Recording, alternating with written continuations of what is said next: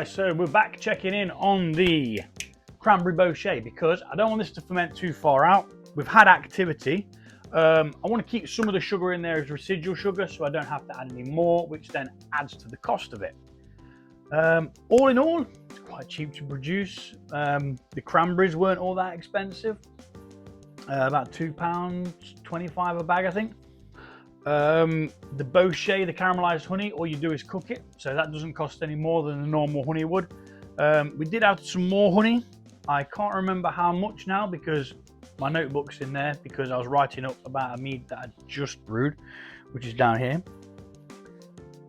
which I'll give you a glimpse on, but I'm not telling you what it is. Yeah, the video for that will come eventually. Righty ho then. So yeah, we're gonna take a hydrometer reading, see where we're at, and have a taste. The all important taste. Right, so let's just pop that in there for now. It's got a bit of sanitizing water in the bottom of it, so it will just keep it clean. I'm gonna take a couple of glugs of this. I mean, it tasted nice enough, to be fair, but it was odd and it was very, very dry, which is why I caramelized some more honey to add to it, hoping to bring the caramelized flavor back and add some general sweetness to balance off from the tartness of the berries. I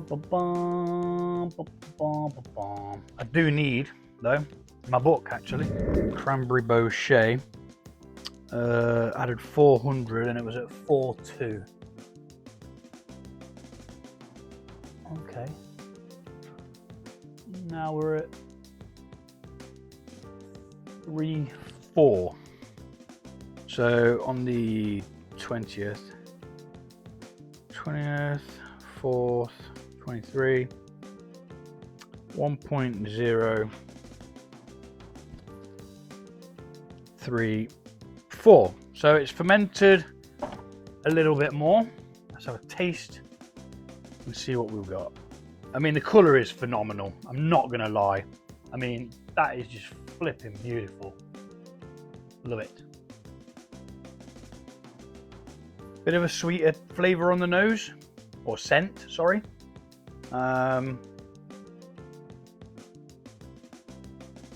It's only going to be a little bit stronger than what it was, though. That's the problem, because it finished at 22 and it started with a lower gravity, so we might just be wasting our time with this and just should just let it go, keep going, or pitch some more yeast.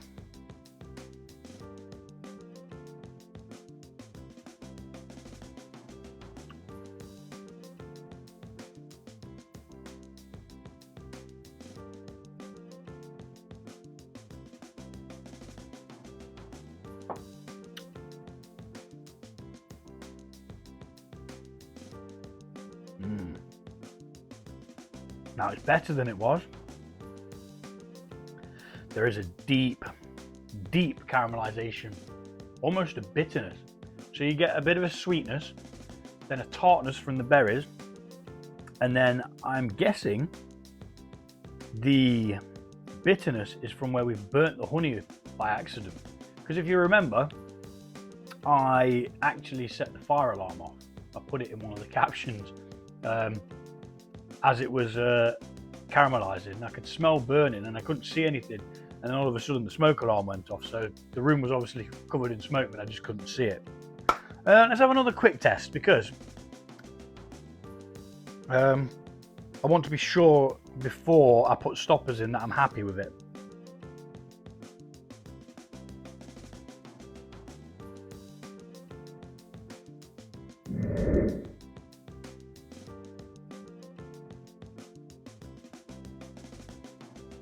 I mean, it's already started clearing out,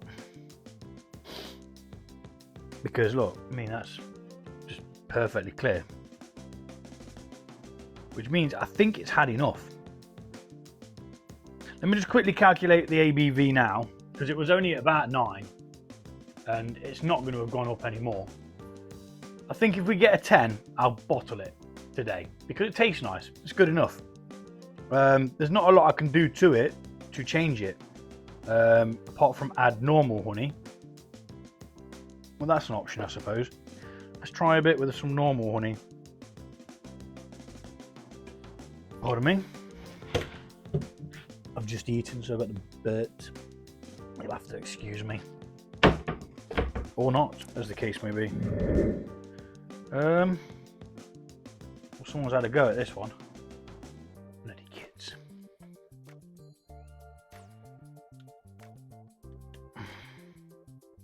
Dad, can I have some honey? Yeah, but use the one that's open. Okay. Bypass the one that's open and go for one that's not open. Right, which made my life a bit easier anyway. So let's add a small amount of normal honey to that. Just a bit, to see whether adding honey is going to make it any nicer.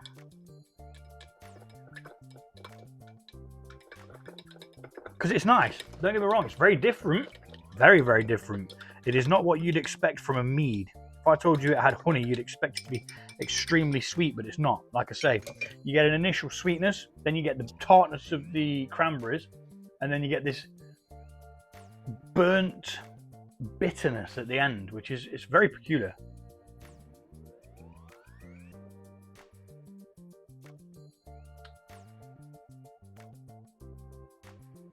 Yeah.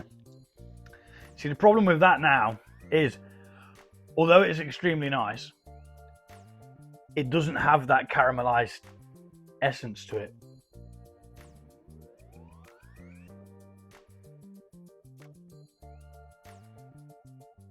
All you get is the honey and the berries.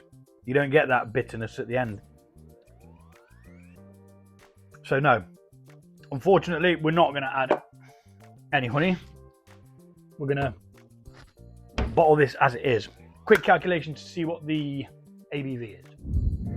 Okay, so my estimate of 10% wasn't all that far off at all. It is 10.01%, so we just say 10%. We're going to add stoppers to this. I'm happy with it the way it was. I did add honey to it. Although it smells nicer, it does taste different. It's what you expect with the sweetness.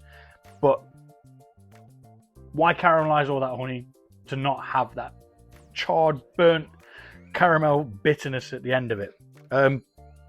Now, mine was overcooked. It was overcooked. But that's why I've got the colour I've got. And that's why I've got the malty flavoured, the sweetness, the tartness, and then the burn, charred bitterness. So I think it's down to your own palate as to what you want from a Bochet. The first Bochet I did was really light in colour. It was probably quite a bit lighter than that. Obviously this has got the red from the cranberries in. But yeah, all in all, not too bad. Not too bloody shabby. So we're going to rack this off today. Although it started to clear out already. How dare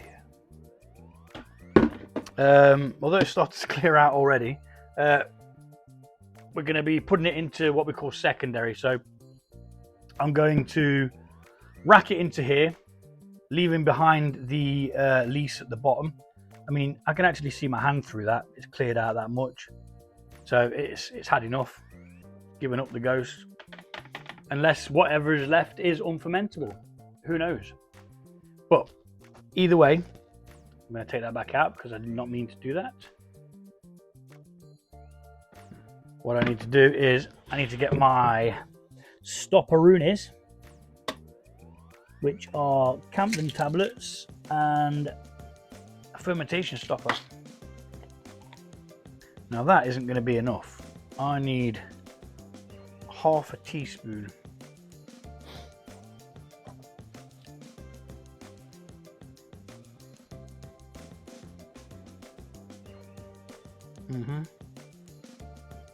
So that's 1/2 of half.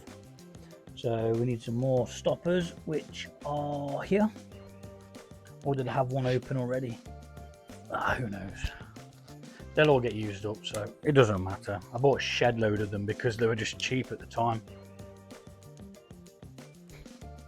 And we'll heap this one because the other one had a little bit less in.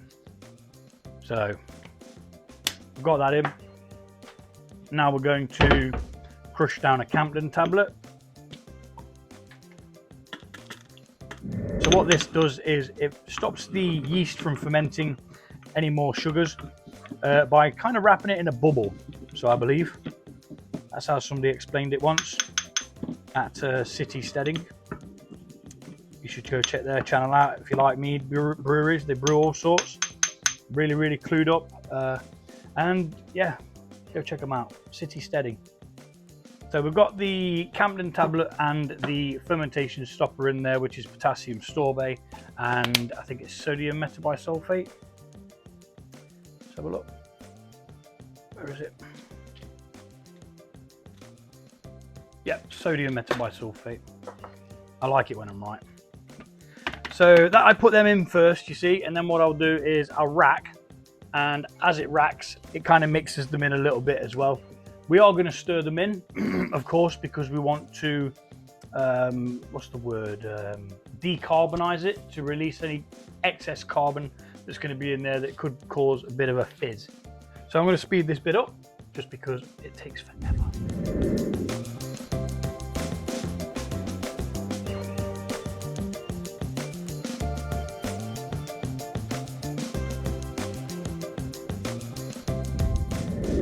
I need to mix these stoppers in very gently because we do not want to oxidize this. We want to make sure that those stoppers are going to be able to work, so they need to be mixed in properly. Eventually they'll just drop to the bottom. It will all fizzle out. I mean, it's got a little bit of haze, so we could possibly have bought a little bit of the lees with it, but to be fair, not too bothered. It was nice and clear in there, so it will just clear out again. And they take as long as they take. Same as anything, isn't it? So you just got to be patient. And at the same time as mixing them in, we're also decarbonizing this. Any trapped CO2 that's in the beverage will now be coming out. To be fair, there's not many bubbles. Can't see a great deal. There's some, but it's not major. And it'll fizzle out a little bit more while it's in there as well. So let's complete the step of racking it. Now that we've mixed it in, it goes back into the demijohn. We give these the old switcheroo. Oh shit, the bed. It's going everywhere. I've covered myself in it. That's all over the floor as well. Right. Let's get this going because I can leave this to go while I go tidy myself up, or at least tidy the floor up. Oh, he's all up my arm and everything. I'll be back.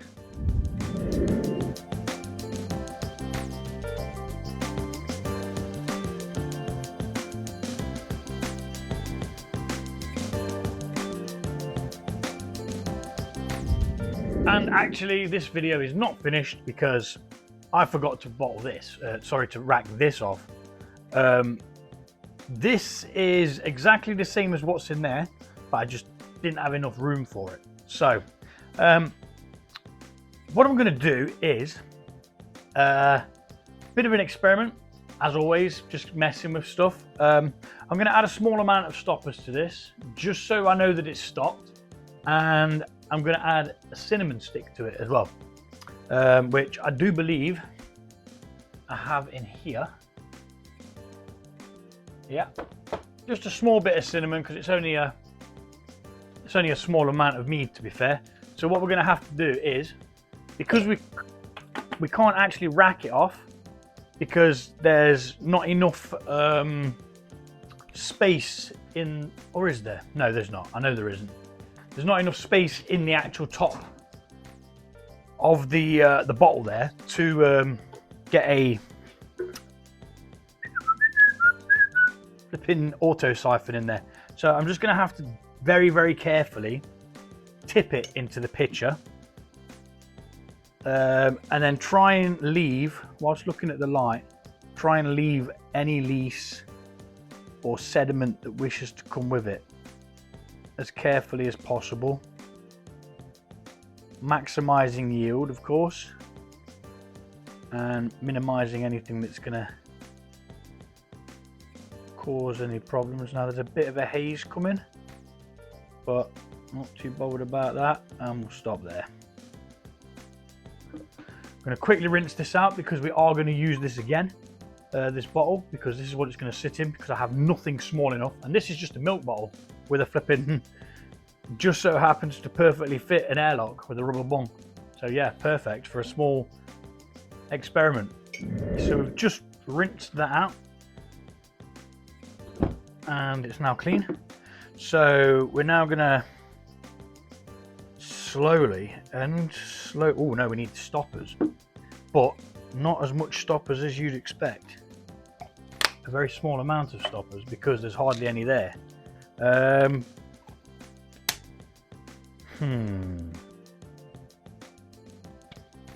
Don't know how much you can put into a Campden tablet.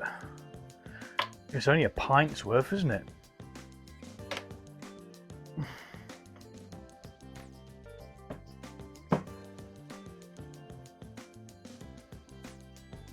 That much.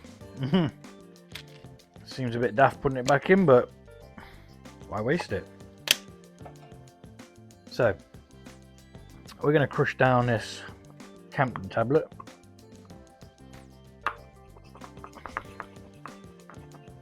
And add it. And we're going to, it says half a teaspoon, so, of the fermentation stoppers, which is this. So we're going to use that tiny one, but we're going to use like literally half of a half of a half. So quarter, so it's half of a quarter basically, whatever that is, an eighth. Yeah, I suppose it's an eighth. And then we're going to mix that in. Make sure it's nicely in there, because I mean, I probably don't have to, because I could just put it on the airlock and then just drink it whenever. But because I'm going to be putting cinnamon in, if I ever get round to bottling this and I put it in a bottle to mature, which I might, I really don't want it to be blowing up on me. So put stoppers in, simple as that. And just guessing at the amount, I mean, obviously one Campden tablet does a gallon batch, so we've only got a pint over here, which is only just 156 millilitres over half a litre, isn't it? So now we've got the stoppers in, let's pick out a small bit of cinnamon stick. I can imagine that a cinnamon bochet would be quite nice actually. We're going to be very careful whilst pouring this in, trying not to oxygenate, although it seems to want to, causing bubbles. Right, so we've taken that off the small amount at least that was there, and now we're going to add a very, very small piece of cinnamon, probably just a couple of flakes.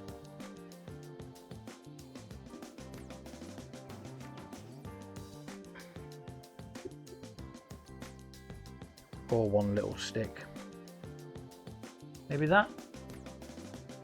Seems like a bit overkill though, because I know cinnamon can be quite potent. So I'm just going to put these in, these little shards off the sides there. I'm going to pop them in like so.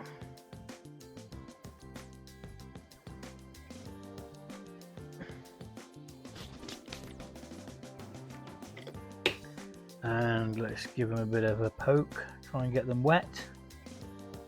That way they should sink eventually. And there we go. We've got a little experiment going on now as well with the Cranberry Bochet. See, when you're starting a certain brew, you can add this, you can add that, you can put tons of different things in it, and you'll still only get to a certain point of flavors that you could try. Like I did something called a mega methylglyn. It had, was it figs? Might have been figs. Anyway, and it had, it had bay leaves, cinnamon, star anise, cloves, and cardamom pods. I'm actually surprised I managed to remember all of them. And although it tasted absolutely fantastic, there was one thing that stood out more than anything, and that was the star anise, like the anise seed, which I flipping love. I love the flavour of aniseed, but it was it's a bit overpowering in the grand scheme of things. So yeah, we'll leave it at that. We'll see what we've got in a week. Obviously we're going to have to take it off that, probably strain it, because we don't want to bring the cinnamon stick with it. We don't want that. But yeah, I totally forgot about this little sucker, so now that's going to be a little cinnamon experiment. Woohoo! Right, now I'm actually going, so adios. Today we're bottling the Cranberry Bochet. It did have a bit longer in secondary because when I tasted it, it wasn't all that great. It needed a bit more sweetness, so back sweetened it with some more caramelized honey. And today we're going to bottle it. It is ready. It's a crystal clear. It looks lovely. You see straight through it, all the way down to the bottom, and happy days. So this is going to go up there, and we shall, in one foul swoop, get this racked off into there, and then from there into some bottles. Got some nice big litre bottles here, and I expect there to be a few little bits extra, which if I can't fit in a bottle, I'll drink. Now there was also this, which is the little experiment that I did. That's still a bit hazy, that one, so I might have to take that off the... Oh, actually the haze is probably from the cinnamon stick I put in, which was just a little bit of an experiment because I wasn't about to waste that much mead. Oh, it's not hazy. Looks all right. Anywho, stop jabbering and let's get on with this.